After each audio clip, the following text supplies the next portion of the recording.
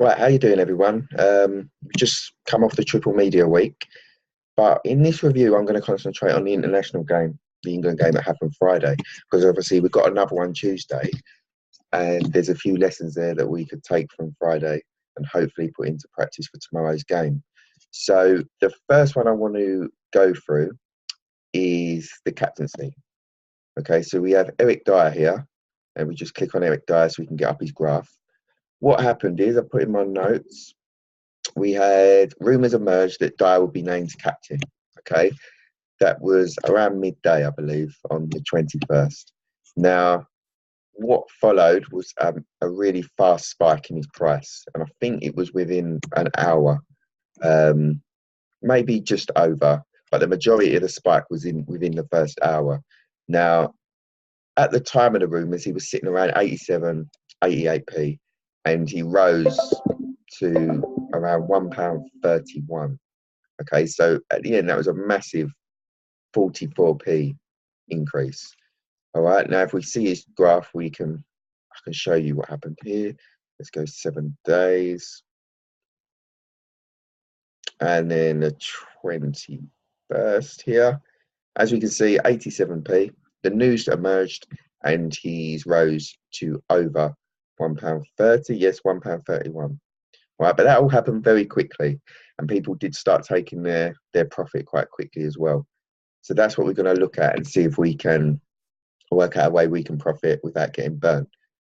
Now, there was another similar incident where Henderson was confirmed that he would be captain. So let's get up Henderson, and we can then look for the pattern and see if we can spot some lessons where we can profit, hopefully, in England's match tomorrow.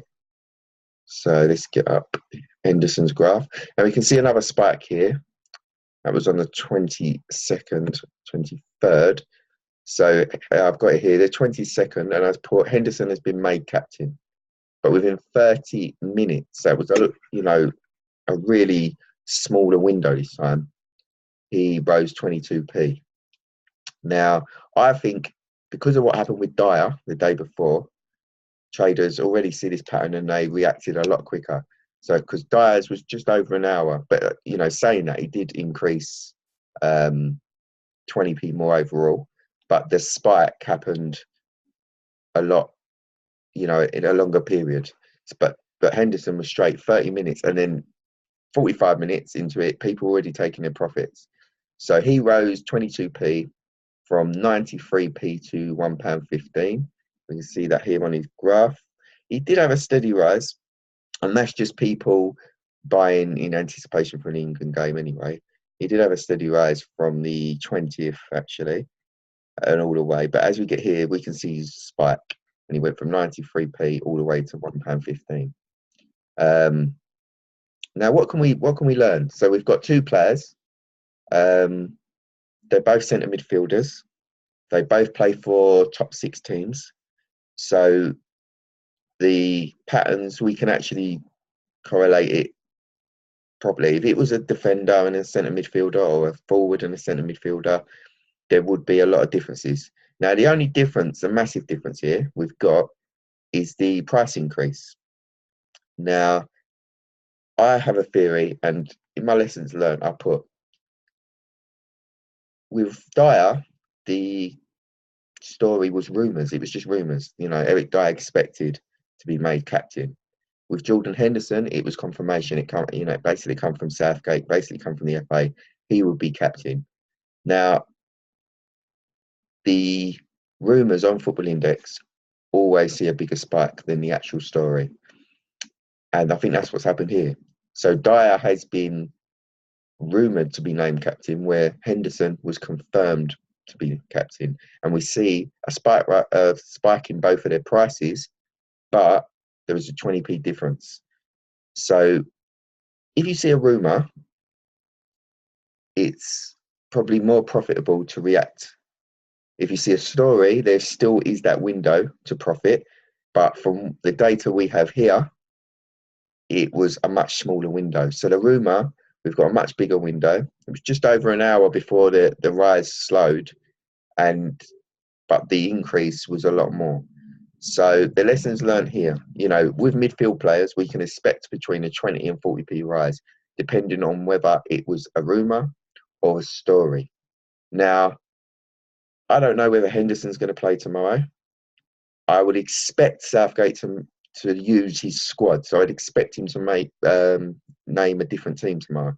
So what I would say is keep your eyes peeled. If rumours emerge about a captain, great opportunity to get on. Only if you see the rumours within the first 45 minutes, that's the window really. If a captain is confirmed, the window's even smaller. Really, you have to be sitting on the breaking news to really take advantage of the rise. All right, but let's just keep your eyes peeled for that one, because as far as I know, I've had a look. There's been no confirmation of who's going to be captain, and I would expect Southgate to name a different team. So we could see Eric Dyer as captain, and he has decreased, and that's the thing.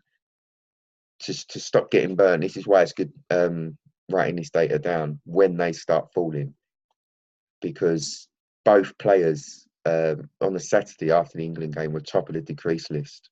I think actually late Friday evening they were top of the decrease list. So it was obvious traders were getting in but getting out quickly as well, and that's what you have to do. So you really have to make sure if the news is there, if you're lucky enough to see the breaking news, happy days, get on. If not, just be conscious of the time the news has been out. Look at the rise already, and then make a decision from there, because you have data here. So if you got on Eric Dyer, there was another rumor. Now you know that last time he rose 44p before he started dropping. If he's only rose 10p, then you're relatively inside that window.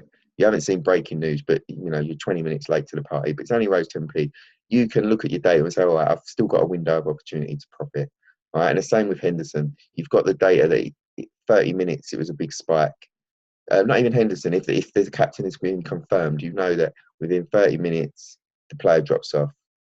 Now, you might get more data that will go against this, but that's the thing about journaling. The more you do it, the best average you can get, And I will add to this, if there's a rumour, a captain, or even a confirmation, I'll add it and I'll see the price rise, and I will go over it again to see if the pattern is how we thought it would be. All right, now the next one, the team news come out. Jesse Lingard. Let's get Jesse Lingard up on Football Index. Top 200, isn't it? Yeah. Now, Jesse Lingard scored the winning goal, obviously. And it was the most aggressive flipping I've ever seen on Football Index in my time. It really was quick. He scored the goal, and as we can see here, scores the goal, and he rised 30p within 10 minutes. Honestly, it was probably quicker because the sell-off was happening within 10 minutes. So he rose very, very quickly, and he rose 30p and then he dropped 20p. Now, what can we learn from this? Obviously, if someone scores for England and you're watching it live, you've got Football Index up on your screen, there's a good opportunity there to buy the player. But you need to get out quickly. You need to have your plan in motion. Okay, I'm going to go for this amount of profit. Once it's there, I'm taking it out, because you really need to sell to demand. And that's the hard thing to learn from here, because within 10 minutes, people were selling off. Now, we've got another England game coming up tomorrow, so we'll see how the price reacts when a player scores. And then we'll get, it could be that you do get the pattern that it's 10, 15 minutes you have to react, and that's great. And once you get more data, you can decide whether that's for you. You can decide if you have that window of opportunity, if you're quick enough to react to that. But there is it's a massive rise, really, for a player who, if we look at his price, when he was there, £1.83, £2.18. That's a good return on investment, But it did drop very quickly. Now, the real lesson here is that there's no performance buzz in international football. So the game-winning goal is not as, you know, it's not as important because you're not getting scored. Obviously, if a player scores the game-winning goal for England, they might get them a bit more media attention. That's obvious. So that's why I think that it's not as important, but it still is important. But what it tells us is that traders are buying purely from media.